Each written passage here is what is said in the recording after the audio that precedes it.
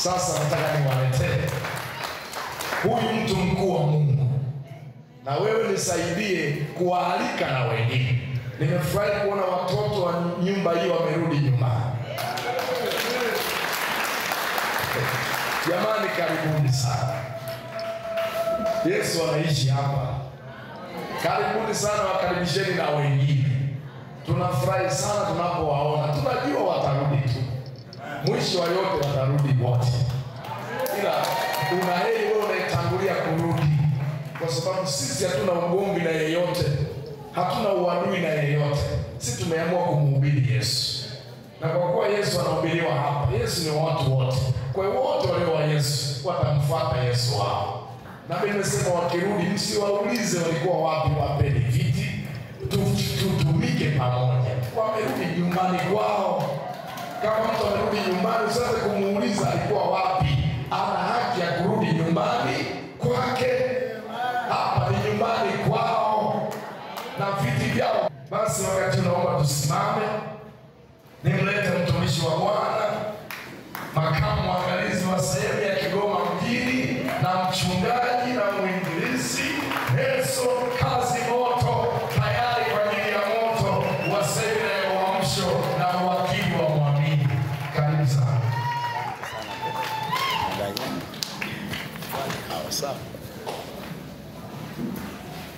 Ya. Bwana asifiwe. Amen. Miaka 13 ya moto wa uamsho. Angalia mwenzako asiyetikia na ugomvi na Yesu. Miaka 13 ya moto wa uamsho. Mikono miwili tunapeleka mbele. Ndio ajenda yetu hiyo. Hebu mnizi mwenzako ni mtiririko hiyo. Miaka 13 ya moto wa uamsho. Namtaka Bwana nguvu zake. Pamoja na Bwana.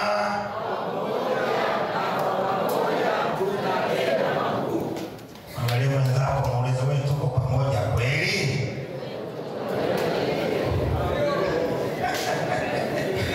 Basi naomba tukae watu wazuri wa Mungu.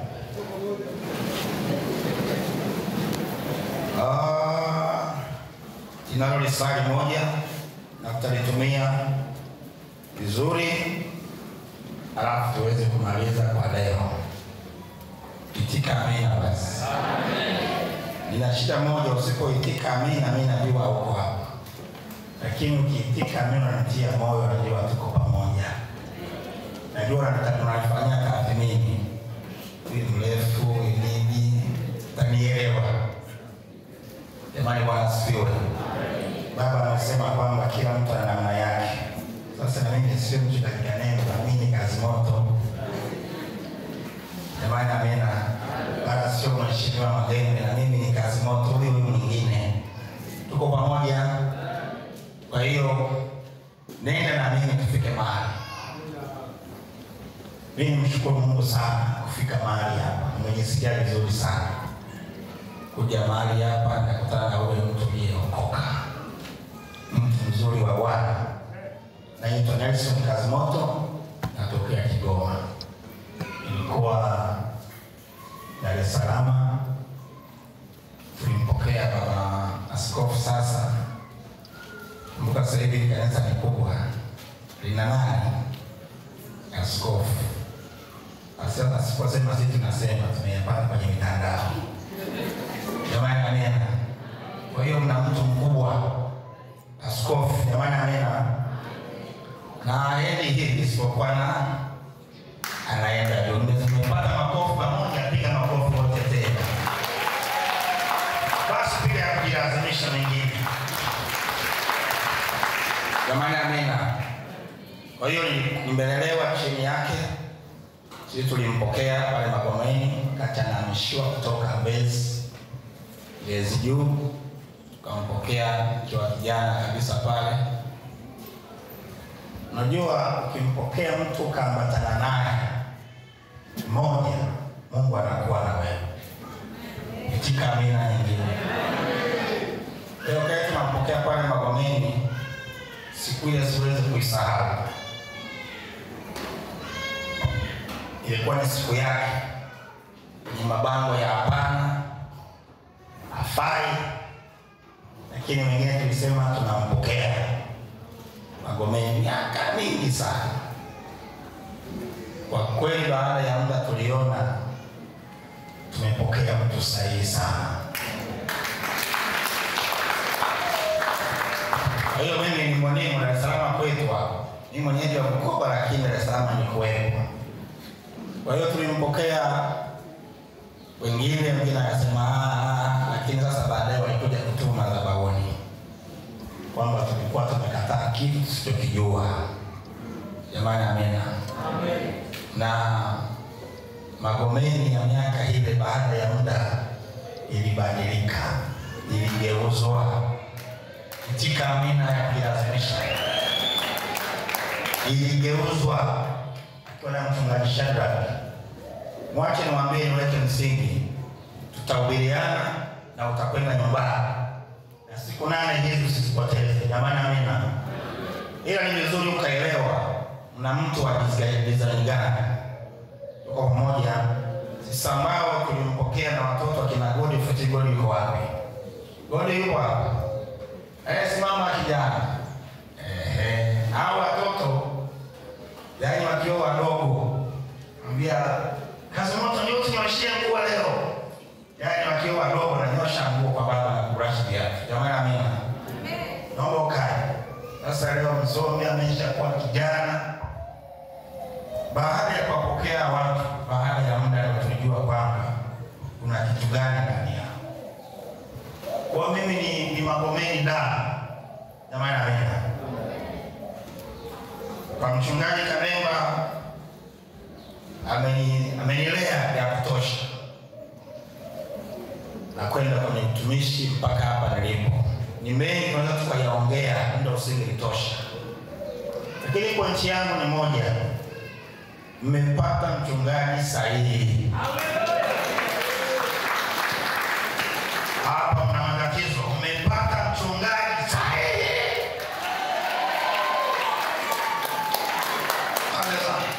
Unajua mjajua. Lakini ambao umepata mchungaji sahihi. Amen. Nawaambia wewe. Anayeandika tarehe andike. Ya leo. Kuna siku maneno hayo utayakumbuka. Kwamba alikuja mchungaji akasema tuna mtu sahihi. Asante sana. Kanielewa bwana? Kwa sababu mimi tulimpokea, najua na mama huyu.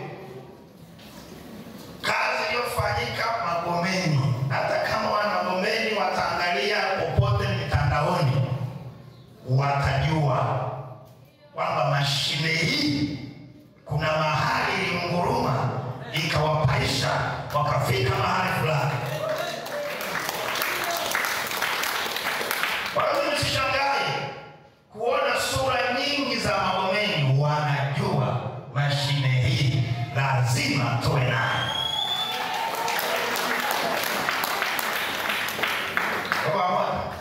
Na waona nikipiga hizi sura nyingi, sura hizi. Yaani sishangae, anasema bado. Tuko pamoja? Kwa hiyo mna mtu mmoja sahihi sana. Na ninajua kuna mahali mnaenda. Haya ni manyunyu. Mvua zinakuja. Mafuriko yanakuja. Ikikamina kujilazimisha. Yaani kuna watu wana vifua vya kuhubiri, vya kuomba na kuhudumia. Saa inakuja. Tuko pamoja?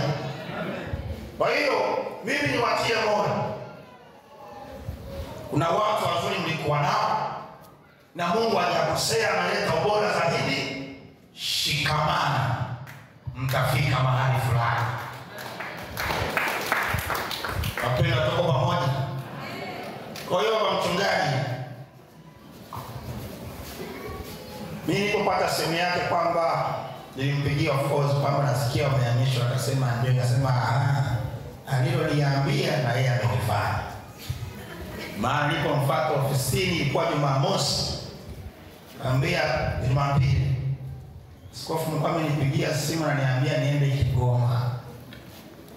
Na ukweli mimi sikubali haraka. Nilimtana na yule baba.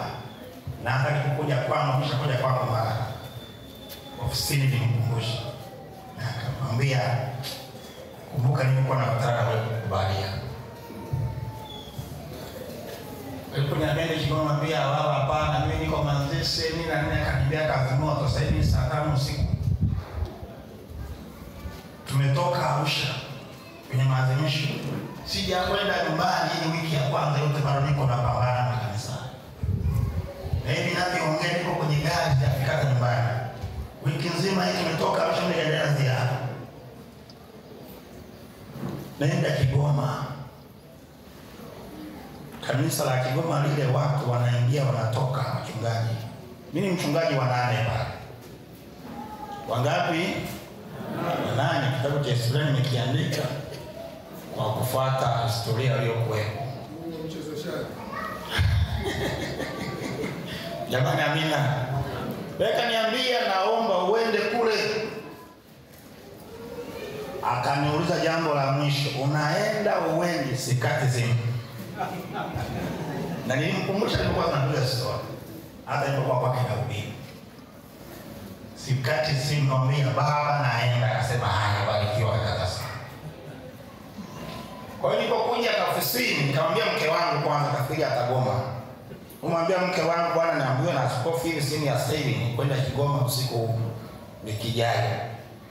Nikafikiri mke wangu akigoma tayari itakwisha hiyo. Mke wangu akasema hata Kigoma inaweza ikawa Dar es Salaam twende. Kwa hiyo kanigonga msumari mwingine. Nikasema hiyo sio shida, naenda ofisini.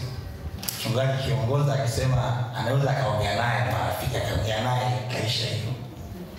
Kwa hiyo nafika alfajiri baada ya kwanza Magomeni ziko ibada 3. 12 niko pale. Mwambia mchungaji usiku nimepokea simu ya askofu mkuu kuna 1 2 3 naenda Kigoma. Nakumbuka alinama baada yake niangalia. Akasema tuwatii viongozi. Akasema bwana mimi fikiria akasema sasa anishughulikia. Kwa hiyo akasema tuwatii ndio neno lake moja. Najua ana maneno mengi. Akasema tuwatii viongozi nenda. Kwa kweli mimi nguvu zimeniishia. Nilikuwa msimamizi wa ibada nikaingia pale nikiangalia Magomeni. Yaani kana kwamba naanza kuumia hapo. Hatimaye nikaenda Kigoma. Jamani amina. Kwa hiyo naye alipopigiwa simu ya kuja huko nikasema sasa na yeye watii viongozi.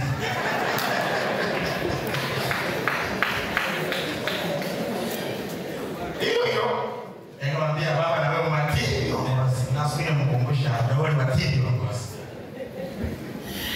Ukweli Magomeni ulikuwa umetengeneza kwa standard kubwa.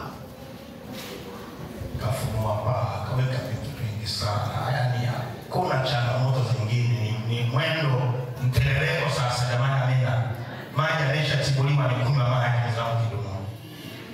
Hakuna haja ya michango ile. Ujenzi, mimi naelewa ujenzi, msemo ujenzi naelewa. Naelewa ujenzi ni nini. Jamani amina. Wakati mimi nafika Kigoma yuko pale shirika moja kwa askofu na mwana pale. Punga mkono askofu Mlenga. Mwanga pale. Jamani amina. Hapa kwenu. Yuko mshirika wangu pale mao. Punga mkono. Hawa ndio niwakuta. Yule kwa askofu Mlenga. Jamani amina. Ukiongea ujenzi najua. Unanielewa? Unajua mimi kanisa hilo kwa kweli niambiwa kabisa kwamba ni kanisa kama jeneza. Anayekwambia ni mchungaji. Sio kusikia, masikio kuambiwa. Kwa hiyo asili ya ujenzi wakati anaendelea nayo haikuwa jambo rahisi. Ni vitu vya uhalisia. Kama yuko pamoja. Amen. Jenga kanisa lilikuwa kwenye madirisha, mtu mmoja akaja akasema naona sasa Kigoma kanisa la pili ndio linakuja. Ina maana ndio kanisa hili. Hayo ni maneno kejeli sana. Kwa hiyo mtu aliyekwisha kumaliza level ya ujenzi, alafu namwambia amia eneo lingine uanze moja, pasipo nidhamu ya kutosha na kumpenda Mungu, haiwezekani. Kwa hiyo baba wa askofu, kuna moyo wa unyenyekevu na hongera sana kwa moyo uliouonyesha. Amena. Ndiye watu wa nyumba 6 mpya. Huyu baba kama anavyosema Yesu aliacha enzi yake akaja, na huyu ameacha vyote haje kutumika tena kuanza moja. Si rahisi. Ili pale nimejenga nimemaliza kwa hatua fulani. Askofu ameshakuja kuweka jiwe la msingi, ofisi tayari, kila kitu mle ndani, kanisa tayari, tarazo, milango tayari, fedha nyingi tu. Lakini mtu akiniambia hama nianze moja, takuangalia mara 4. Kwa sababu jasho niliyoivuja ni kubwa. Tuko pamoja watu wa nyumba 6 mpya. Naongea hayo ndio kwamba mchungaji anapotembea muangalie jicho la kujua kwamba huyu anampenda Mungu. Kwa sababu una hiari ya kumwambia askofu siendi na wala atafanya chochote, unabaki na kanisa. Lakini kuambiwa hama ukahama, ukaacha ukaenda kuanza mkakati mpya, inahitaji neema ya Mungu. Jamani, Bwana asifiwe.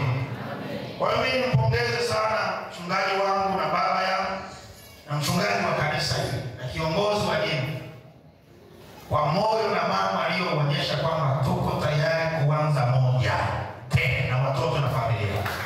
Mungu abariki sana. Watu wa nyumba 6 shikamana nao. Na mliotoka huko na kule pande zote, shikamana huyu baba kumtia moyo ili kusonga mbele tena kwenye mlaba mpya. Jamani, mlaba mpya. Kwa nimekaa hapa, joto ni kubwa hapa juu, basi ziko chini. Joto lilikuwa ni sawa. Na mimi nitakanza liko chini. Jamani, lakini sasa upepo wa kutosha. Na nielewa bwana. Kwa hiyo mna jambo moja la kufanya. Na jambo hilo moja la kufanya ni kushikamana. Itika amina. Ni kushikamana. Tembea na Yoshua. Tikisa mwenzako kwambia tembea na Yoshua. Kwa siongea atakuja hapo. Tembea na Yoshua.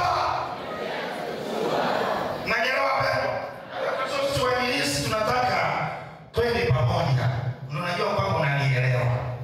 Kwa nini kutikisa uelewe, nataka unielewe. Jamani, tuko pamoja. Tembea na Yoshua. Nyerewa pepo. Ili mfike mahala fulani ni kushikamana. Kujua kwamba hapa lazima kieleweke. Na kimeshaanza kueleweka, kitaeleweka zaidi na zaidi na zaidi na zaidi. Tikamina wewe. Wapenda tuko pamoja.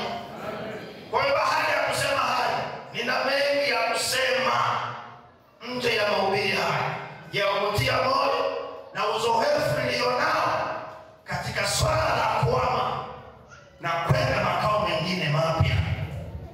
Kichwa kimejaa, naelewa. Changamoto nazielewa. Nimekuwa wa mchungaji wa 8 eneo, sio mchezo. Jamani, ndio pamoja. Ukipata muda kaa na Mau. Kaa naye. Amejaza kila kitu. Tuko pamoja. Kwanza hapa ni pazuri sana. Nisikia amena nyingine. Hapa ni pazuri sana. Na kwa sababu nipata mtu sahihi, kuna mahali mnakwenda pakutisha. Jamani, tuko pamoja. Twende katika neno la Bwana. Alafu tuombe pamoja. Na tutakutana tena na tena na tena wiki hii. Kanisa langu nawasalimia sana, mke wangu nawasalimia. Mwambie nakuja huko narudi nyumbani angalau nipate upepo wa Dar es Salaam. Kushukuru sana mzee wangu wa kanisa ulinipokea na kijana alinipokea kutoka Ubungo Magufuli. Kaniunganisha na mzee wa kanisa, viongozi, asante sana. Na nilihudumia vizuri na naendelea vizuri.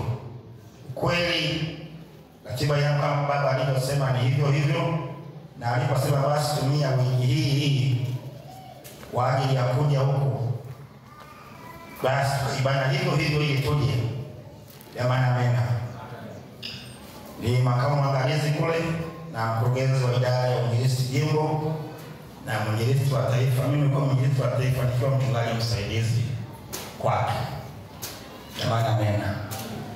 Mlio wachungaji wasaidizi na wazee wa kanisa, ni vizuri tukazidi kunyenyekea.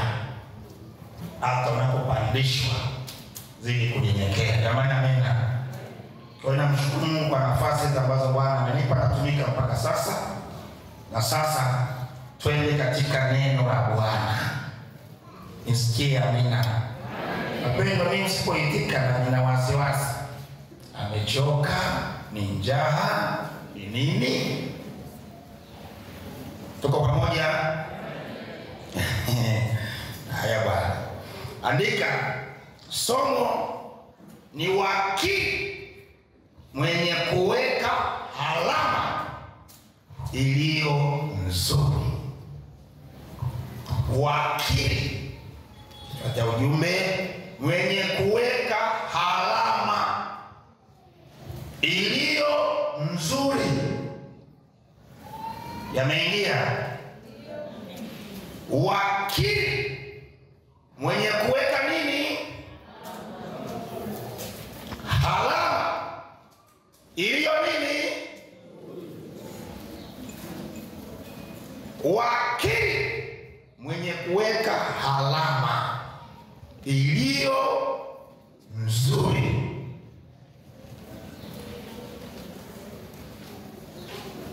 Mwangalie mwenzako, mwambie wewe ni wakili, weka alama iliyo nzuri. Kama una mtu wa kuongea naye utapata shida kwenye kongamano la imani, tamani mwambie huyo. Sasa ukikaa hivi utakusadusa kizi. Jamani, amena. Wewe ni wakili, kwa hiyo weka alama iliyo. Tuko pamoja? Wewe ni wakili, weka alama iliyo nzuri, sio mbaya. Weka alama mbaya, weka alama nzuri. Tuko pamoja? Kiive kichwani mwako. Tutayaongea maeneo mengi, na tutaomba na kuomba maeneo kadha wa kadha. Nilipoambiwa nakuja huku, niliomba binafsi, ikanijia kitu hiki, alama. Tuko pamoja? Na kama sisi tumechagua kuwa mawakili, na Biblia inataka sisi mawakili, tunataka tuweke alama iliyo nzuri. Mwambie mwenzako, weka alama. Weka alama. Mtikise tena, mwambie weka alama. Wewe ni wakili. Jamani, tuko pamoja? Majumba 6 tunatamani ziwekwe alama za mawakili, alama zile nzuri. Tuko pamoja? Kama mchungaji mliyempokea, iko alama kule Mbezi ya juu, na ziko alama pale Magomeni. Alama mojawapo ni mimi nayeongea. Nisikia amina nyingine. Tuko pamoja? Kuna vitu ambavyo lazima vifanyike. Hata kama umeshatoka duniani, alama uliyoiweka hakuna kuvutika. Na hayo ndiyo maisha yanatakiwa yawe ya wakili tunayemuongelea wiki hii. Jamani, tuko pamoja?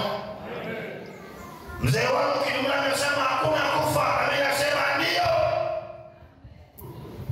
lakini dakika tulizoongezewa kuishi tuweke alama. Hii ni imani anaiongelea. Kwani kifo hakipo? Ipo. Tarehe 2 mwezi wa pili Februari na mama mzazi ulikufa tarehe 1 Jumamosi saa 6 mchana. Ndio nilijua kweli kifo kipo. Tuko pamoja? Alafu Jumapili nikasimama kuhubiri mwili ukiwa mochwani. Tuko pamoja? Kwa nini? Kuna matukio yanapotokea unapoonyesha imani yako. Unapoonyesha imani yako, wale wanaokuona, wanaosikia, umewawekea harama jinsi unavyopenda Mungu. Hapo inatoka pamoja. Penda tuko pamoja. Kwa hiyo maisha yako wewe mtu unasema mimi nimeokoka na niko na nyumba 6 mpya. Nimependa ile neno mpya. Piga makofi tena. Haya ni mafunuo ya Bwana. Jamani nena. Ile neno mpya mnapotaja msiliache. Hata kama ni mabango na kwenda mpaka Ulaya, ile mpya iwepo. Neno mpya. Tukisema kumwambia mpya. Tuko pamoja? Unasali wapi? Nasali majumba 6. Wewe shirika wa nani? Shirika wa Askofu Kanema majumba 6. Tuko pamoja? Lile neno mpya na wewe utakuwa mpya. Vitu vyako vitakuwa mpya. Hali yako itakuwa mpya. Pesa mpya itaingia. Hali mpya itaingia. Utendaji mpya utaingia. Achana mambo yaliyopita. Sasa ni mapya.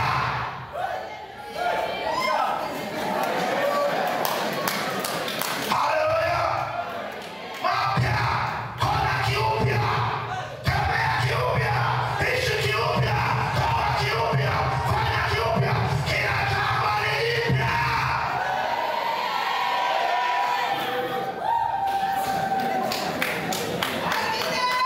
Ndio. Toka moja. Hata kukaa kwako kaa kiupya upya.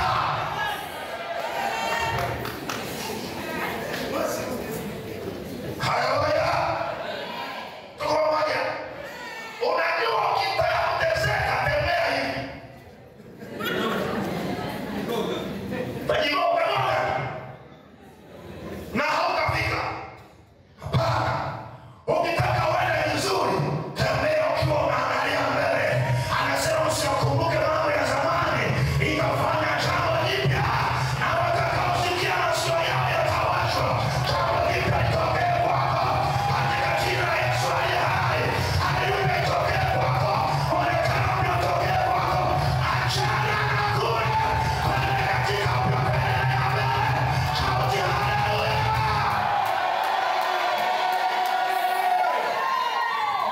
Wewe usitika mimi maombi na mhubiri. Mmoja unaweza kuwa maombi na mhubiri.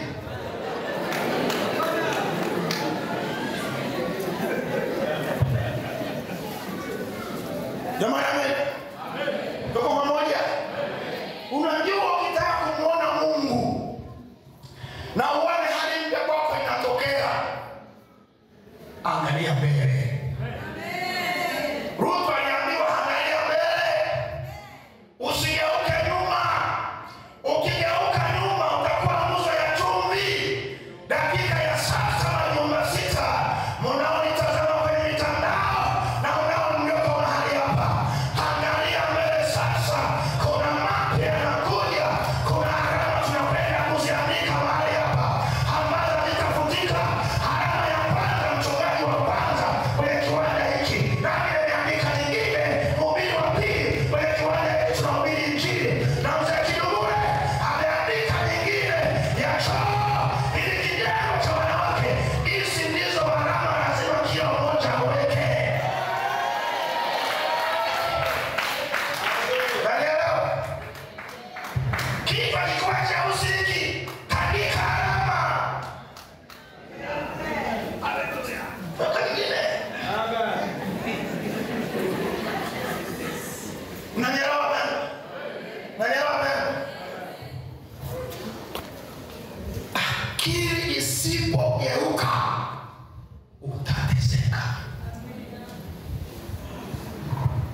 Unaelewa?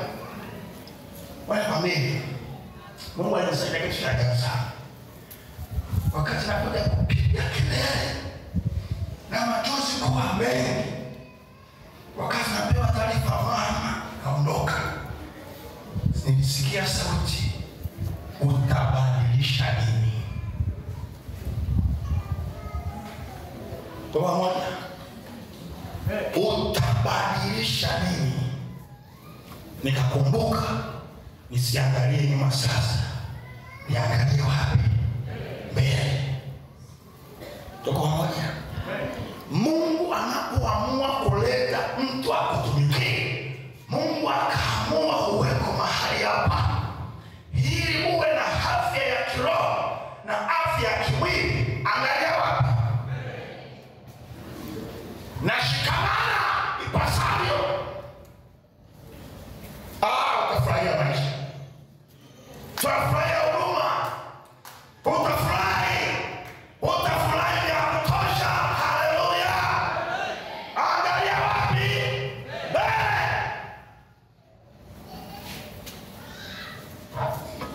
Kwa hiyo sisi ni mawakili. Kama ni mawakili, nimesema lazima tuweke alama mahali hapa. Tuweke nini? Alama mahali hapa. Na ukweli mpaka Jumapili nitaongea na kuongea na kuhubiri, tufike eneo tuelewe Mungu kuweka mahali hapa hajakosea. Mwambie mwenzako Mungu hajakosea. Tuko pamoja? Wewe ni mtu muhimu sana hapa. Tuko pamoja? Muhimu sana. Unaweza usijiona kitu ukiangalia mbele, hata kwamba kweli mimi hapa ni mtu wa muhimu sana. Na ili mabadiliko yatokee, yanakuhitaji wewe. Itika nyingine amina. Yanakuhitaji wewe. Jamani amina. Andika. Uwakili ni nini? Uwakili ni nini? Ziko maana nyingi, ndio mkaongea mengi. Mimi nitakuwa na vipengele kadha wa kadha ndani. Lakini nimeandika wakili ni msimamizi wa mali au vitu mbalimbali unavyovisimamia na visivyo, na sio vya kwako, ni vya bwana wako. Wakili ni usimamizi wa mali au vitu mbalimbali unavyovisimamia ambavyo sio vya kwako, umepewa kusimamia. Huo ndio wakili, maana chake kinakutosha. Huo ndio wakili, tunasimamia vitu ambavyo sio vya kwetu. Sisi tumepewa pesa, tumepewa magari, tumepewa elimu, tumepewa maisha haya. Mungu ndio kila kitu vya kwake, ila sisi ni wasimamizi wa hiyo vitu. Hata pesa ulizonazo mfukoni mwako sasa hivi sio za kwako. Ndio pamoja? Hata wigi uliyolivaa sio la kwako. Hata nguo niliyovaa sio yangu. Mungu vyote vijazani dunia ni mali ya nani?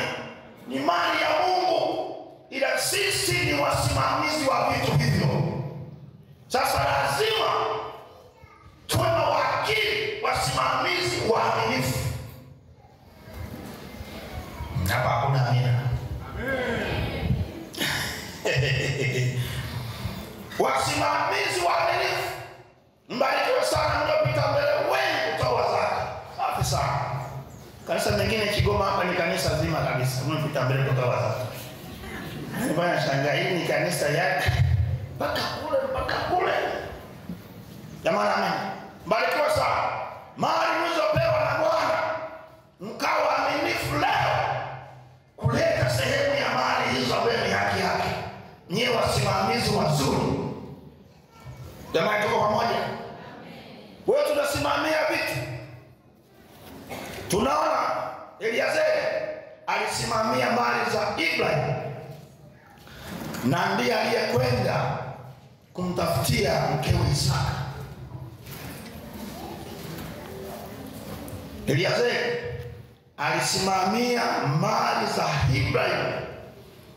Ndiye aliyekwenda kumtafutia mtoto wake na Ibrahim Isaka mwanamke.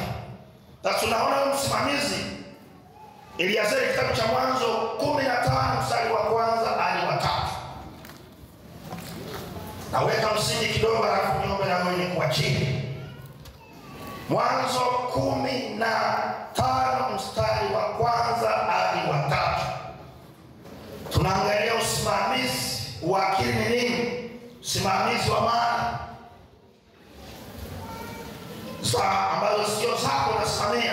Leo sisi tumepewa vitu vingi, tunasimama tu kwa hali ya kuvitumia, lakini vitu vyote ni vya Bwana. Baada ya mambo hayo 15 nasoma, baada ya mambo hayo neno la Bwana likamjia Ibrahim katika ndoto likinena, usiogope Ibrahim, mimi ni ngao yako na thawabu yako kubwa sana. Abrahamu akasema, Bwana Mungu, utanipa nini nami naenda zangu? Alisina mtoto, atakayerithi nyumba yangu ni huyu Eliazeri Mdameski, huyu anayekaa na mimi. Fanyakazi huyu ndiye atalisi vitu vyote hivi. Huyu baba alikuwa mle hakika kama mfanyakazi, kiwa msimamizi wa mali mbalimbali. Mungu anapomwambia Ibrahim anajenga hoja, sijapata mtoto, nina huyu msimamizi wa mali hizi, ndiye atakayerithi vyote vilivyoko humu. Huyu mtu aliaminiwa mpaka Ibrahim anamwambia, nenda mtafutie mtoto wangu mke. Anakwenda tafuta mke wa Isaka. Kwa hiyo ni msimamizi ambaye alikuwa ameaminiwa kwa sehemu kubwa. Tuko pamoja? Kwa ajili ya mali za Ibrahim aliweka vizuri kila kitu. Sasa Ibrahim anaambiwa usiogope, Mungu nitakupa mimi mtoto. Huyu msimamizi hatalisi mali hizi, yuko mtu atakayezaliwa. Wakati mwingine huko mahali hapa naweza kuona wasiwasi mbalimbali kama za Ibrahim. Unasema hili itakuwaje? Hili itakuwaje? Haya mambo yatakuwaje? Iko hapa mchana leo kusema usiogope, na wewe Bwana atafanya mambo yote. Katika amina. Kwa moja. Kwa hiyo Ibrahim akaambia usiogope, huyu hatalisi mtu ambaye atakayezaliwa, na kuonyesha usimamizi ulivyo. Tuko pamoja wapendwa? Okay, tuendelee mbele. Yusufu alikuwa ni wakili au msimamizi katika nyumba ya Potifa. Aliachiwa vyote katika ile nyumba. Tunapoongelea usimamizi au uwakili, tunamwangalia mpaka Yusufu alikuwa ni wakili katika nyumba ya Potifa. Msimamizi aliachiwa kila kitu ili aweze kusimamia. Wapendwa, Bwana asifiwe. Bwana Yesu asifiwe. Huyo ni nani wapendwa? Yusufu, mtoto ambaye alikuwa ni wa mwisho wa kawaida katika nyumba ya baba yake. Alafu baadaye akauzwa. Unaelewa historia yote ilivyo. Na alipouzwa akaenda kule kwa Potifa, akawa msimamizi wa pale, wakili mwaminifu, mwenye kuweka nini, alama iliyo nzuri. Tunataka majumba 6 watokee mawakili watakaoweka alama mahali hapa isiyo futika. Nisikie nyingine amena. Tuko pamoja? Na wewe ndio unategemewa. Mwambie wenzako ni wewe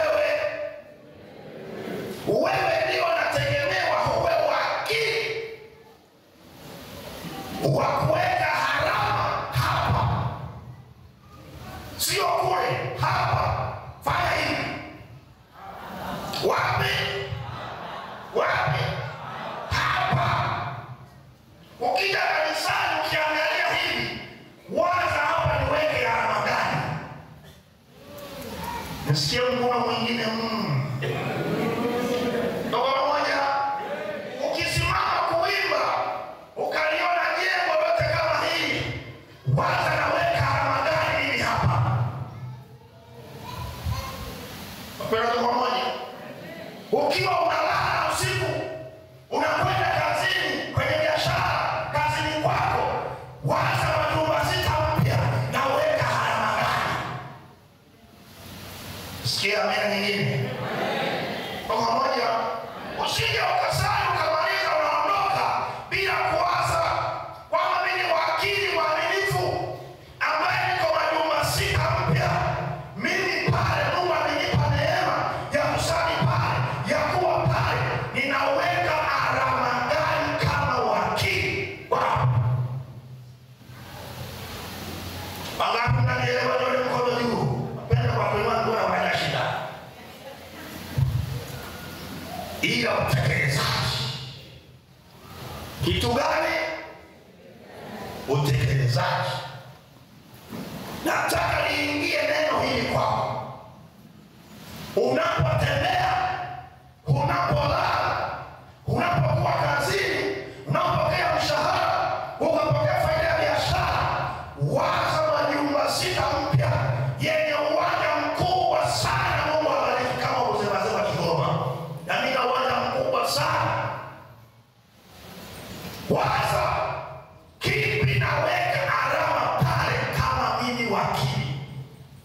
Niliyekabidhiwa mali, niliyepewa elimu, niliyepewa nyumba, niliyepewa biashara, niliyepewa kazi ya kufanya ofisini. Mungu ameniamini, amenipa.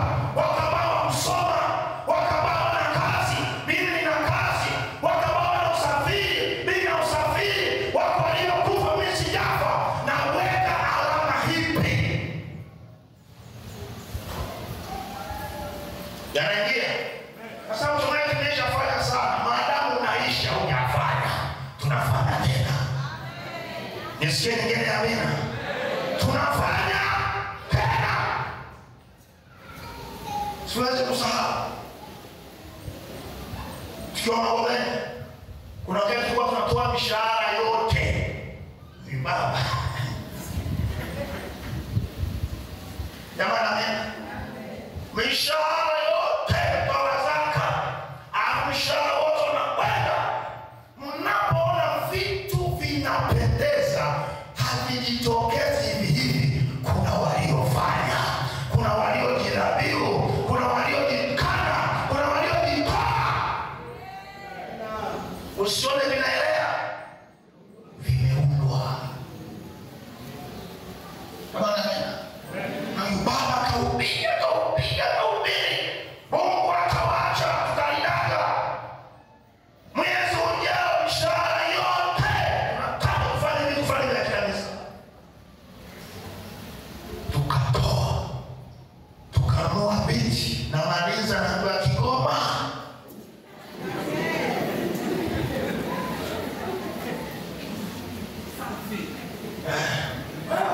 Safi mdomoni.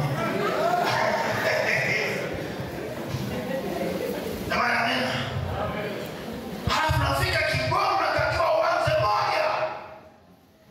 Wewe unasema Mungu mimi nimeshatoa kule, nimefanya kule, nimeweka stari nzuri, hapa nisifanye. Hapana. Kila kitu kikaenda sufuri, nikaanza ukanega tena moja. Maadamu tunaishi, hatutaacha kutoa, hatutaacha kujitoa, hatutaacha kutumika. Maadamu tunaishi, tutatoa asubuhi, tutatoa mchana, tutatoa jioni, tutatoa kesho, tutatoa kesho kutwa, mpaka kieleweke. Jamani kwa moja. Normali miaka 5 niko Kigoma, sina hata gari.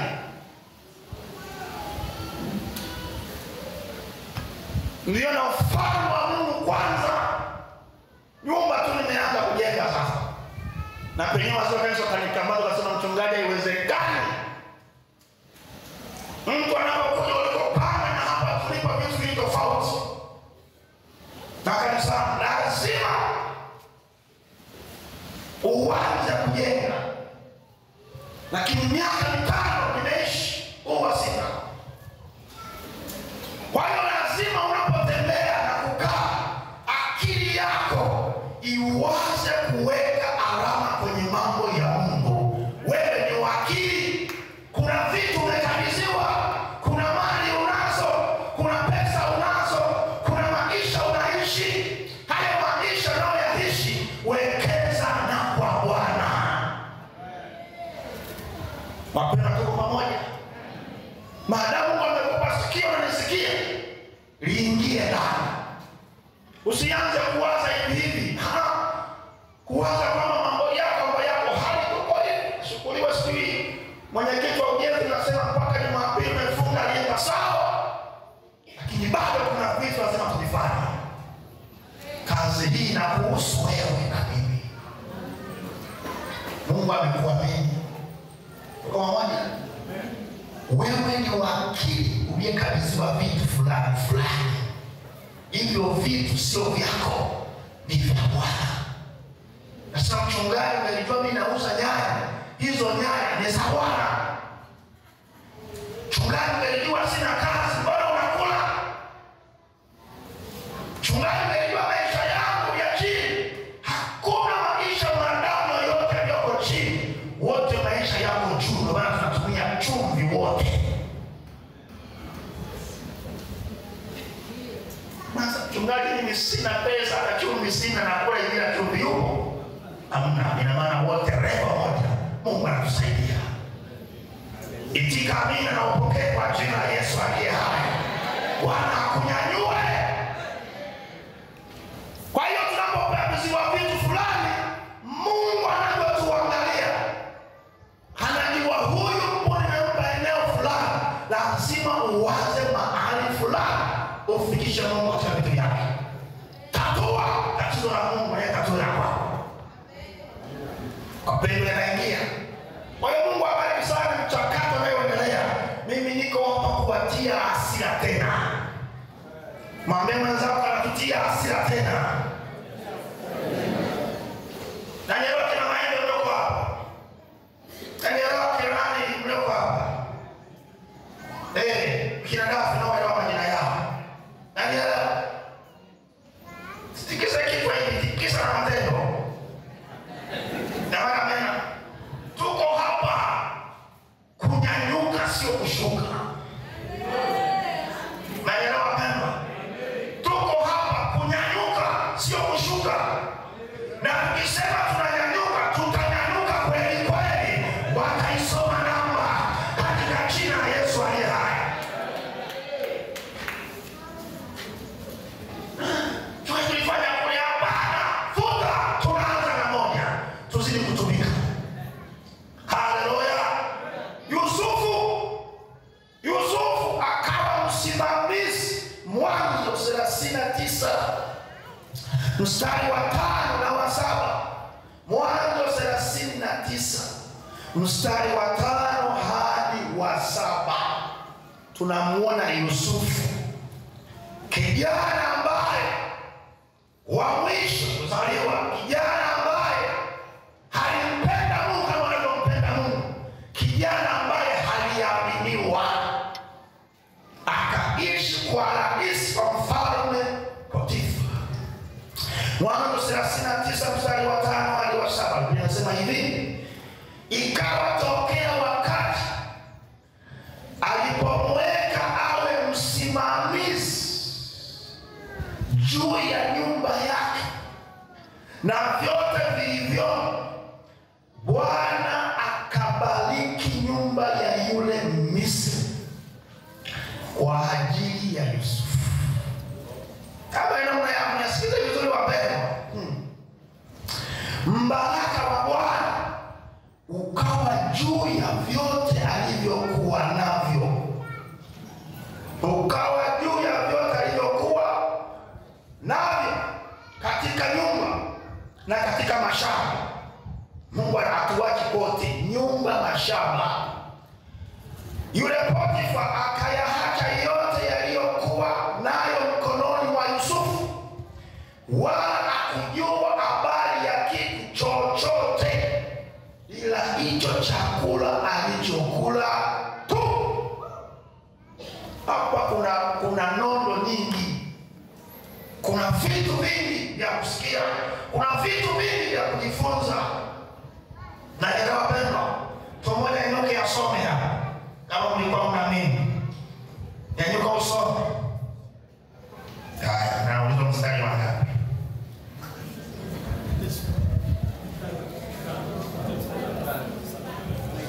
Nauliza mstari wa ngapi? Kama ni watano anza.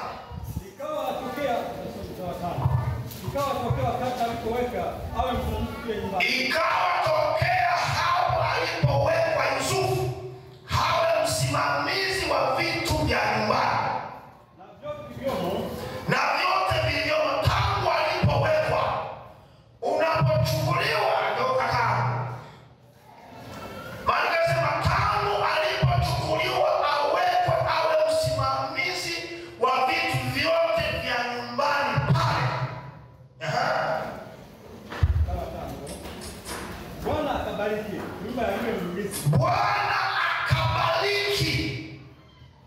Tunazitaka baraka kwenye kazi unayoifanya. Itika amina kwa jina la Yesu aliye hai. Baraka wa Bwana. Anza pamoja, anza tena walikuwa wasio wengine.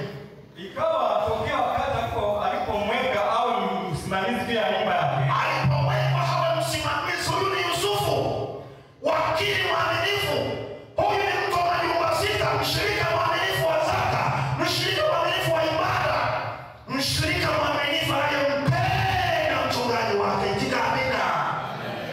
Na vyote vilivyomo.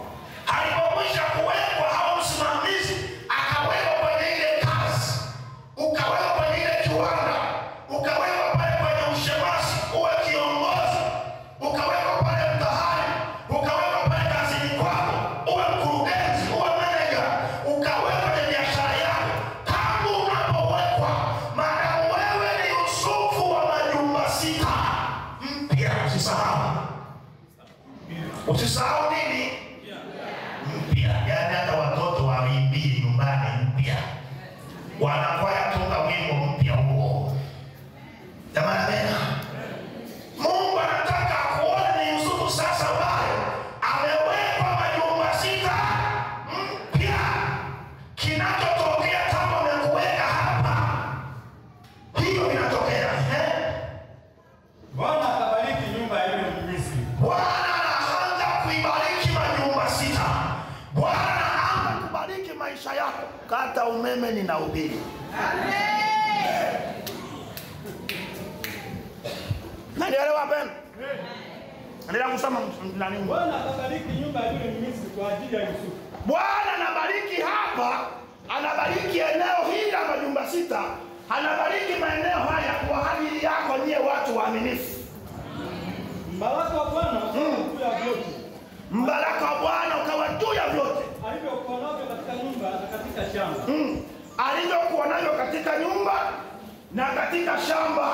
Akayaacha yote. Mungu anatubariki nyumbani, anatubariki kazini. Akisema nyumbani, vikomba havivunjiki vunjiki. Nanielewa pendwa? Amen. Hakuna hasara zinatokea kwako. Mara chupa imevunjika, mara kijiko kimepotea, mara sahani imevunjika, mbaraka hauko ndani.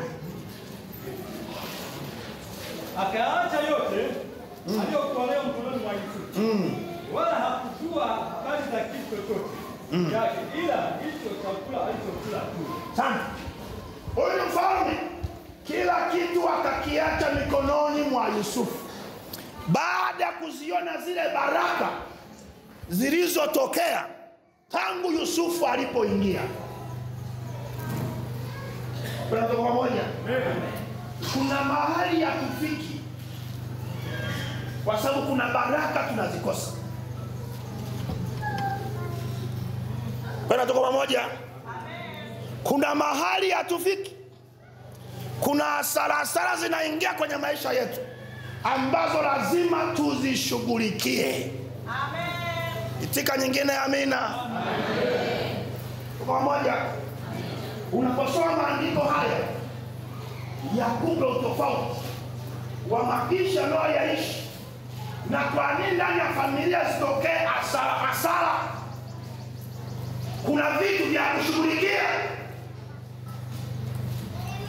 Jamani, tuko pamoja.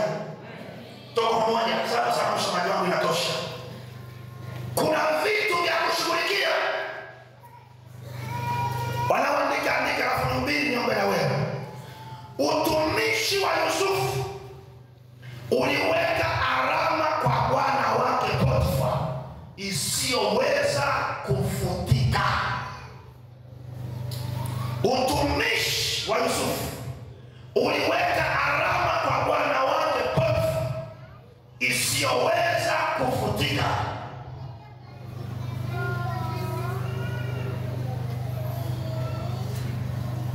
Mtu anamleta kijana nyumbani afanye kazi, anakuwa mchunga mbuzi, anakuwa mlisha kuku wako.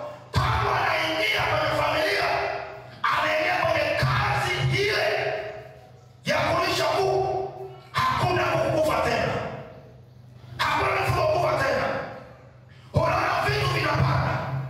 Yusufu akatambua baraka ndizo nazo ni kwa haki ya kijana huyu. Aliingia mtu mwaminifu mbele za Bwana, akaingia mtu anayependwa na Bwana. Maandiko yanasema Mungu akabariki ile familia. Ndani ya nyumba akabarikiwa na nje wakabarikiwa. Zile hasara zikaondoka. Mchana wa leo lazima tufikiri hayo matukio yanatukia ndani ya nyumba zetu. Mara vikombe vinavunjika, mara sufuria inapotea, mara hii inatoboka, mara pasi inaunguza nguo, mara chupa ya chai inavunjika. Hayo matatizo yatakiwi yatokee. Lazima turuhusu baraka za Bwana zilinde vitu vyetu ndani na nje tubarikiwe. Zilinde kazi zetu na nje tubarikiwe. Inawezekana.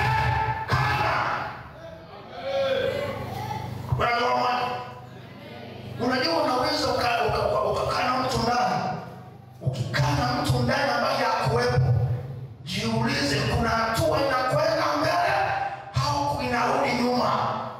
Ikirudi nyuma, huyo uliyemwajiri, fanya maombi kwa ajili yake.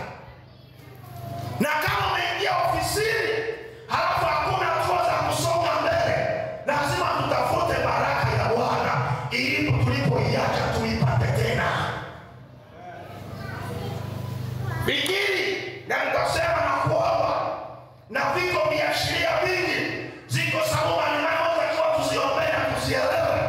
Tufike eneo tubarikiwe mjini, tubarikiwe mashambani, tubarikiwe tuingiapo, tubarikiwe tutokapo. Jamani, Bwana asifiwe. Tukikubali kuwa mawakili waaminifu na wenye kuweka nini? Alama tunaweka kwa Bwana. Jamani, pamoja andika neno la mwisho hili.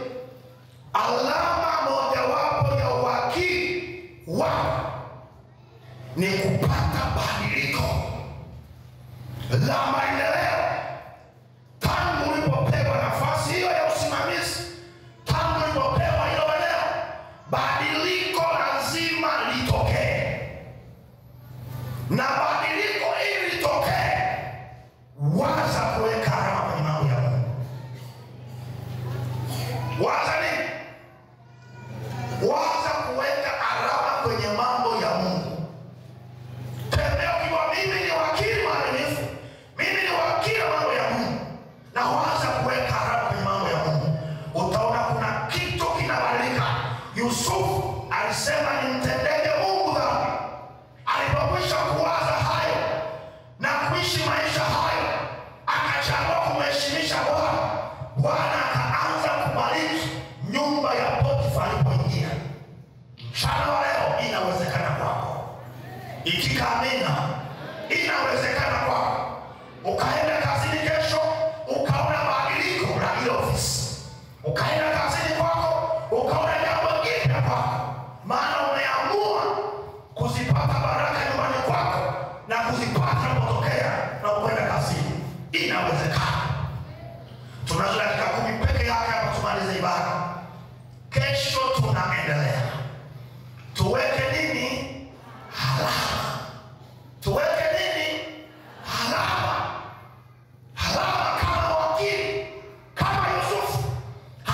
nilipoingia kwa Potifa mambo yalibadilika.